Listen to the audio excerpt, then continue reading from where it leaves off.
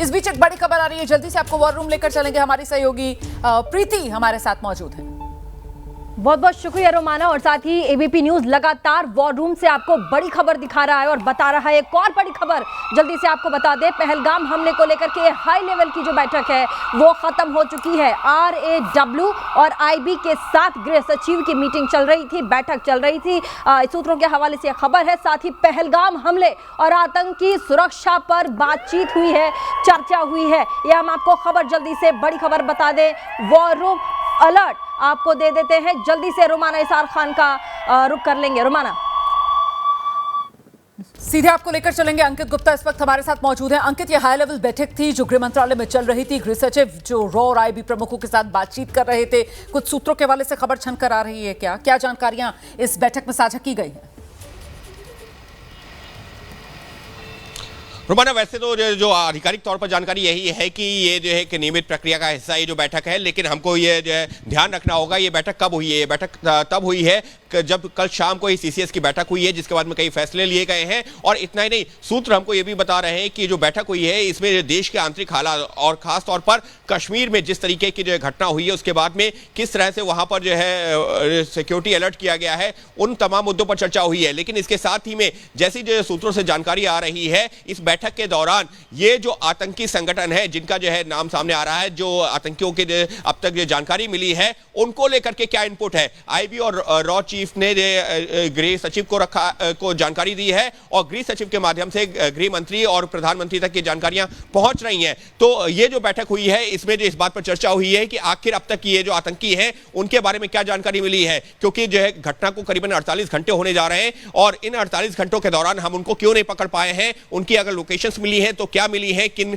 Reason में हो सकते हैं। और इसके साथ ही में NIA की जांच जो जम्मू कश्मीर पुलिस के साथ में आगे बढ़ रही है वो कहां तक पहुंच रही है। तो ये तमाम वो पहलू हैं जिनको लेकर के चर्चा हुई है। लेकिन सबसे बड़ा कंसर्न यही है कि अब तक आतंकियों की जो धरपकड़ नहीं हो पाई है, ना ही जो है उनके खिलाफ किसी तरीके की बड़ी कार्रवाई होती हुई दिखी है, खासतौर पर उन आतंकियों के खिलाफ जिन्होंने इस घटना को अंजाम दिया है। तो ये तमाम पहलुओं पर चर्चा हुई है, लेकिन कोशिश यही है कि जल्द से जल्द हो उन आतंकियों के खिलाफ भी कड़ी कार्रवाई और उनके आकाओं के खिलाफ भी। बिल्कुल, वो आतंकवादी जिन्होंने इस घटना को अंजाम दिया उनको लेकर कल से ही इस तरीके की भी आशंका जताई जाने लगी कि बहुत मुमकिन है कि 8 घंटे का ट्रैक करके जिस तरीके से वो आए, उन्होंने इस हमले को अंजाम दिया, उसके बाद उसी रास्ते से वो वापस लौट गए। लेकिन अभी इन जंगलों को खगाला जा रहा है, जो पहलगाम के चारों तरफ पहाड़ियां हैं, वहां पर चप्पे चप्पे पर तलाशी अभियान चलाया जा रहा है। और इस सब के बीच पहलगाम हमले के बाद लगातार पाकिस्तान को लोगों में आप जानते हैं गुस्सा है और वो गुस्सा फूट रहा है। देश में आंसू भी है, देश में आक्रोश भी है।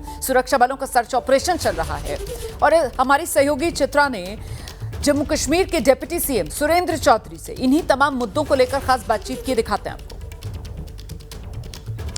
पहलगाम में हुए आतंकी हमले के बाद पूरे देश में गुस्सा देखा जा रहा है। इन सब के बीच भारत सरकार की ओर से पाकिस्तान को लेकर कई बड़े फैसले किए गए हैं, लेकिन ग्राउंड पर क्या चल रहा है इसके बारे में और ज्यादा बातचीत करने के लिए जम्मू कश्मीर के डिप्टी चीफ मिनिस्टर इस वक्त हमारे साथ मौजूद हैं, सुरेंद्र कुमार चौधरी जी। क्या कदम अब उठाए जा रहे हैं यहाँ पर? विश्वास बहाली के लिए लोगों में गुस्सा है, पाकिस्तान को सबक सिखाने की भी मांग की जा रही है।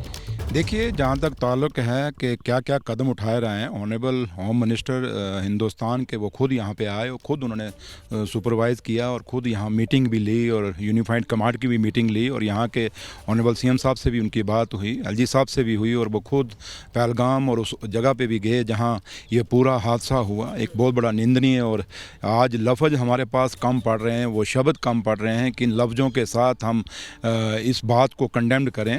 और एक बात तो हमें समझनी चाहिए कि कुछ लोग, कुछ ताकतें ऐसी हैं जो नहीं चाहती कि जम्मू कश्मीर के अंदर शांति आए, अमन आए, लेकिन वो लोग ये सोचें हैं कि जम्मू कश्मीर की सरकार, उमर अब्दुल्ला सरकार या देश की सरकार उन लोगों के आगे झुकेगी, तो ना वो पहले झुकी ना आगे कभी झुकेगी।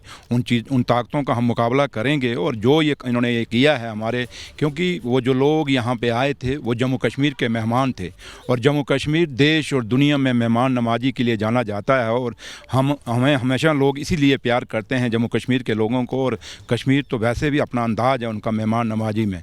तो ये जो चीज़ हुई है वो हमारे मेहमानों के ऊपर अटैक हुआ है, और कोई भी घर नहीं चाहेगा कि उनके घर में कोई मेहमान आए और उस पर अटैक हो। तो लिहाजा ये बड़ा गलत हुआ। और छोटे छोटे बच्चे, कुछ तस्वीरें ऐसी हैं जो वहाँ से छट छट के बाहर आई, जैसे एक लड़की जिसकी नई नई शादी हुई और एक बच्चा छोटा सा अपने दादे के ऊपर बैठा हुआ। ये आने वाली नस्लों दर नस्लें और सदियों तक ये तस्वीरें हम जम्मू कश्मीर के लोगों के दिमाग में रहेंगी। टारगेट किलिंग की गई, ये पूछकर कि क्या आप हिंदू हैं, इस तरह से टारगेट किलिंग हुई है, जिसको लेकर बहुत ज़्यादा गुस्सा है। खुद रक्षा मंत्री ने लगातार सरकार की ओर से भी ये बातें कही जा रही हैं, और इसको लेकर एक अलग तरह की स्थिति भी देखने को मिल रही है, क्योंकि ऐसा पहले कभी देखा नहीं गया है। मैंने कहा ना कि जम्मू कश्मीर का रीति रवाज नहीं है। जम्मू कश्मीर वो है जहाँ शेर और बकरी ने गड्ढा पानी पिया है। यहाँ जम्मू कश्मीर का भाईचारे की हमेशा देश दुनिया में मिसाल दी जाती है।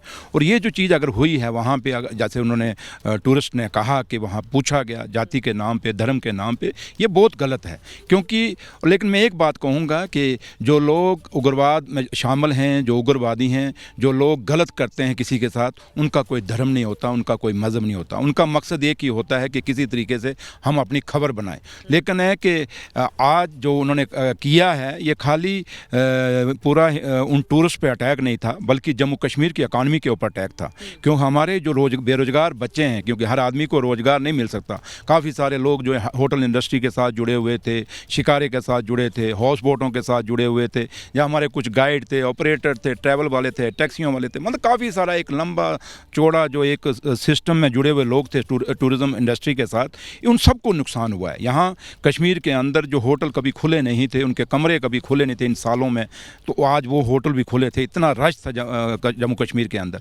तो ये खाली हमारे उन टूरिस्ट भाइयों पे, जो लोग हमारे मेहमान थे, उनमें अटैक नहीं, बल्कि जम्मू कश्मीर की इकानमी पे अटैक है। और ये बीते 5 सालों में 2020 का मैं आंकड़ा देख रही थी, तकरीबन 30 लाख टूरिस्ट आए थे, और 2024 तक ये आंकड़ा 2 करोड़ 35 लाख को पार कर गया था। 25 में माना जा रहा था कि एक और नया रिकॉर्ड अब ये पूरा का पूरा हिस्सा बनाने जा रहा है, जिसको लेकर कल हमने देखा कश्मीर के कुछ हिस्सों में इस आतंकवादी हमले को लेकर प्रोटेस्ट भी हुआ है।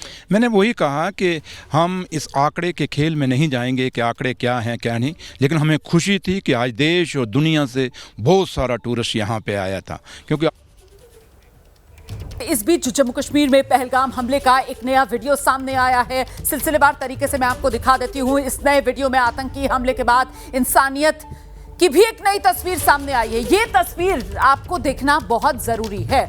देखिए किस तरीके से यहाँ पर ये कश्मीरी युवक है और ये एक घायल को बाकायदा अपने कंधों पर उठाकर लेकर जाता हुआ नजर आ रहा है।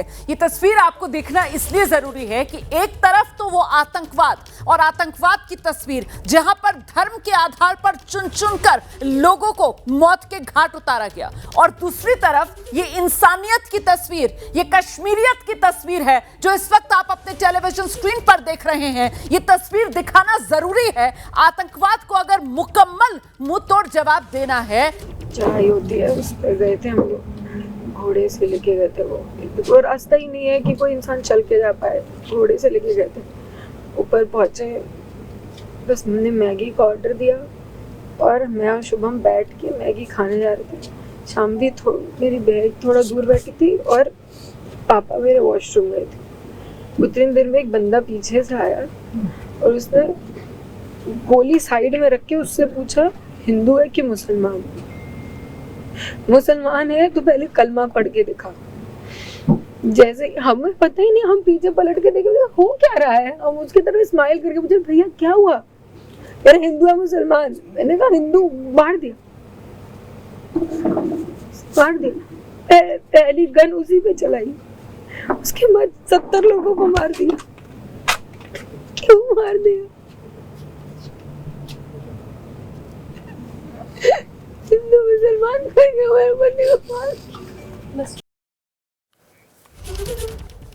ये आंसुओं का सैलाब है और इसका हिसाब तो चुकाना होगा पाकिस्तान को। पहलगाम हमले के गुजरात के सूरत के व्यापारी शैलेश की भी आतंकवादियों ने जान ले ली। 23 अप्रैल यानी बीते कल शैलेश का जन्मदिन था। उससे एक दिन पहले आतंकवादियों ने बेरहमी से शैलेश को मौत के घाट उतार दिया। शैलेश के 9 साल के बेटे नक्श ने पूरी घटना बताई है, सुनिए। हम पहलगाम गए थे। उधर घोड़े से जाना होता था ऊपर, तो ऊपर गए तो 10-15 मिनट में वो आतंकवादी आ गए। तो हम भागे और छुपे। आतंकवादी ने ढूंढ लिया। हमें तो टोटल 2 ही दिखे थे। एक ने बोला कि मुसलमान अलग हो जाओ और हिंदू अलग हो जाओ, जेंट्स को बस। और हिंदू वाले जेंट्स को गोली मार दी गन से। और बाद में जब वो अचानक से गायब हो गए, चले गए, तब सब बोले जो बच्चे हैं वो भागो नीचे। तो हम नीचे भाग गए। मम्मी दीदी ने तो मेरे को घोड़े पर बिठा दिया था। मम्मी दीदी उतर के आई, मैं घोड़े से आया था। मुझे लगा तो गए थे, मेरे को लगा गए, अब तो गए, पर उन लोगों ने बचा लिया। मेरी मम्मी तो जा नहीं रही थी मेरे पापा को छोड़ के, पर हम दोनों के लिए तो जाना पड़ा। आतंकवादी क्या बोल रहे थे उस पर? कुछ बोल रहे थे लोग? हाँ, कलाम बोल रहे थे आतंकवादी। और मुसलमान बोल रहे थे, मुसलमानों को अपनी भाषा तो आती हुई, वो बोल रहे थे मुसलमान। 3 बार कलाम बोला, 3 बार उन लोगों ने मुसलमान बोला, और जो हिंदू थे उन्हें शूट कर दिया। पहलगाम हमले में इंदौर के सुशील की भी जान चली गई। सुशील के बेटे ने बताया कि आतंकी गोली मारने के बाद बाकायदा सेल्फी ले रहा था। इतना ही नहीं, आतंकी अपने सिर में कैमरा लगा कर आए थे। एक एक कर सभी से धर्म पूछ रहे थे, कलमा पढ़ने को पूछ रहे थे, कह रहे थे, और फिर कपड़े भी उतरवाए और गोलियां मार दी। किसी से पूछ रहे थे कि मुस्लिम, अगर आप मुस्लिम नहीं हो गोली मार रहे सीधे। मेरे सामने उनने 6 लोगों को गोली मारी। उनसे सिर्फ इतना पूछा मुस्लिम, किसी ने बोला हाँ, तो बोला कलमा पढ़ के बताओ। और अगर कलमा ये पढ़ दी, उसके बाद उसने बोला कि अपने नीचे के कपड़े खोल के बताओ। और उनने बोला कि खातून नहीं है तुम्हारा, तो सीधे गोली मार दी। वो 15-15 साल के बच्चे हैं। तो ये आंसुओं में डूबे हुए पहलगाम हमले की आंखों देखी जो आप सुन रहे हैं। पहलगाम हमले में गुजरात के सूरत के व्यापारी शैलेश को आतंकवादियों ने मार दिया। 23 अप्रैल यानी बीते कल उनका जन्मदिन। उससे एक दिन पहले आतंकवादियों ने उनकी बेरहमी से हत्या की। शैलेश के 9 साल के बेटे नक्श ने इस पूरी घटना के बारे में विस्तार से बताया, सुनिए। आतंकी हमले में सूरत के शैलेश हत्या से उनकी मौत हुई थी। उनके बच्चे हमारे साथ मौजूद है, नक्श, जिन्होंने पूरा मंजर ये देखा था। नक्श, बताइए क्या घटना घटी थी? हम पहलगाम में गए थे। पहलगाम गए वो उधर मिनी स्विट्जरलैंड में। उधर हम 10-15 मिनट ही हुआ था, हमें भूख लग रही थी, तो हम खाना खा रहे थे। तभी आतंकवादी का हमला हुआ। हम छुपे। आतंकवादी ने हमें ढूंढ लिया और बोला मुसलमान अलग हो जाओ और हिंदू अलग हो जाओ। और सारे हिंदू जेंट्स को बंदूक से शूट कर दिया। किस तरह से भगदड़ मची हुई थी? किस तरह से वहाँ पे लोग से चिल्ला रहे थे? किस तरह से भागम भाग हुई थी? आतंकवादी तो किसी को चिल्लाने से मना कर रहा था या गोली से मार रहा था। उधर कम से कम 20-30 लोग थे। वहाँ पर आतंकवादी ने किस तरह से अलग अलग किसको किया था, क्या बोल रहे थे? वो बोल रहे थे, वो कलाम बोल रहे थे। और जो मुसलमान तो वो लैंग्वेज समझते हैं, उसने बोला मुसलमान। 3 बार कलाम बोला और उन लोगों ने 3 बार मुसलमान बोला। फिर क्या किया? फिर जो हिंदू जेंट्स थे उन्हें शूट कर दिया गोली से। जिस तरह से आतंकी गोलियां मार रहे थे, कैसे दिख रहे थे आतंकवादी? आतंकवादी गोरे से थे। इधर वाइट टी शर्ट पहनी थी और नीचे ब्लैक जीन्स पहना था। दाढ़ी थी, ऊपर वो कैप थी मोमेडियन वाली, और एक कैमरा था ऊपर सर पर। कैमरा किस लिए रखा गया होगा? कुछ पता? नहीं पता। ऑन भी था, ऑफ भी था, वो भी नहीं पता। अच्छा, क्या बातें कर रहे थे वो लोग जब ये गोली मार रहे थे? तब वो बातें तो कुछ नहीं कर रहे थे, बस चुपचाप थे। जब आपके पिताजी को गोली लगी तब क्या वहाँ पर मम्मी जी कहाँ थे? किस तरह से आपको नीचे भेजा था? जब वो गोली मार के चले गए तब वो सिविल लोगों ने कहा था कि जो जिंदा है वो भागो। तो तो मैं तो घोड़े से भाग गया, मतलब घोड़े पे बिठा के, और मम्मी दीदी चल के आई नीचे। मम्मी ने किस तरह से आपको घोड़े पे बिठाया और कहाँ जाने को कहा था आपको? मम्मी ने घोड़े पे बिठाया और बोला नीचे जा और हमारा इंतजार कर। दीदी किसके साथ थी, कहाँ थी, कैसे? मम्मी और दीदी एक साथ थी, वो पहाड़ उतर के आए, पहाड़ उतर के पूरा। क्या कहना चाहोगे, आतंकवादी इस तरह से घटना को अंजाम दे रहे, किस तरह की सजा देनी चाहिए? कोई क्या धर्म होता है आतंकवादी का? मेरे लिए तो मौत की सजा देनी चाहिए, उनमें तो कोई धर्म ही नहीं होता, बहुत बुरे होते हैं। मोदी अंकल से क्या कहना चाहोगे आप? ये कह रहे हैं कि सरकार सुने, या तो आर्मी को ऊपर भेजिए, ऊपर रखिए, या नीचे ज़्यादा सिक्योरिटी रखे। वो आतंकवादी मतलब नीचे की सिक्योरिटी तोड़कर ऊपर गोली मारकर चले जाए और किसी को पता भी ना हो। जो आतंकवादी थे, कितने आतंकवादी थे वहाँ पर आए थे और किस तरह से वहाँ पर पूरी गोलीबारी की? हमें तो 2 ही दिखे थे। हाँ, हमें तो 2 ही दिखे थे बस। कितने समय में वो लोग आए और गोली मार के चले गए? 5-10 मिनट में आए, गोली मार के चले गए। कहाँ भागे थे, नीचे की ओर भागे थे? नीचे ऊपर की ओर ही भागे थे, नीचे की ओर भागे थे, बाद में पता नहीं, हम तो भाग गए थे। आप क्या चाहते हो, क्या होना चाहिए, किस तरह से उनकी सजा होनी चाहिए? मैं तो चाहता हूँ कि सब पकड़े जाए और उन्हें मार दिया जाए। बिल्कुल देख सकते हो, नक्श जो बातें कर रहा है, पूरी घटना का उन्होंने वर्णन किया है, किस तरह से क्या कुछ घटना घटी थी। एक बात जरूर कह रहा है कि अगर आतंकी पकड़ा जाता है तो उन्हें तुरंत गोली मार दी जाए।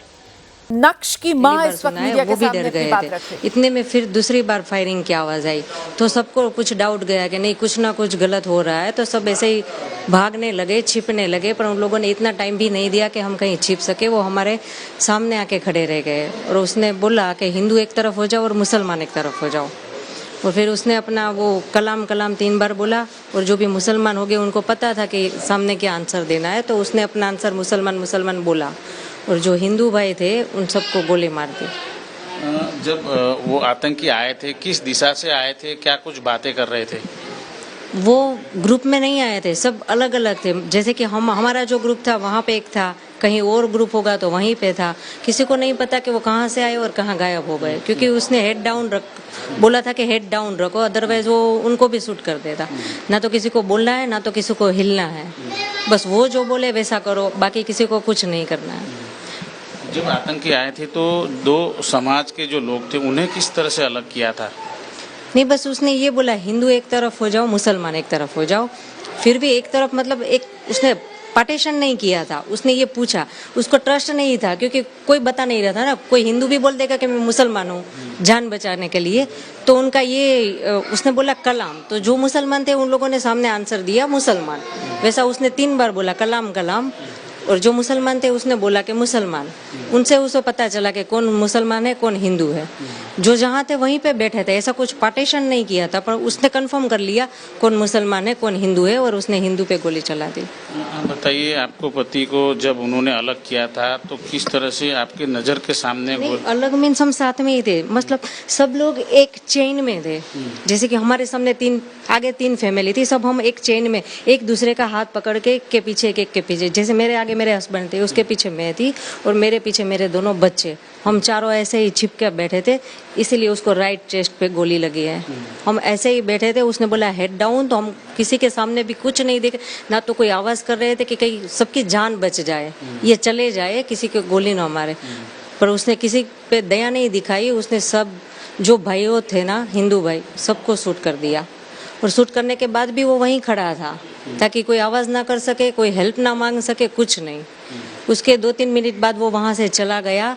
फिर जो लोकल शॉप वाले थे 2-3 अंकल, उन लोगों ने हमें बोला कि आप अपने बच्चों की जान बचा के उनको लेकर जाओ नीचे, ये लोग कभी भी वापस आ सकते हैं।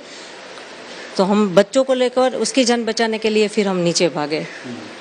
जैसे कि मेरे हस्बैंड थे, हमें उनको वहीं पे छोड़ना पड़ा।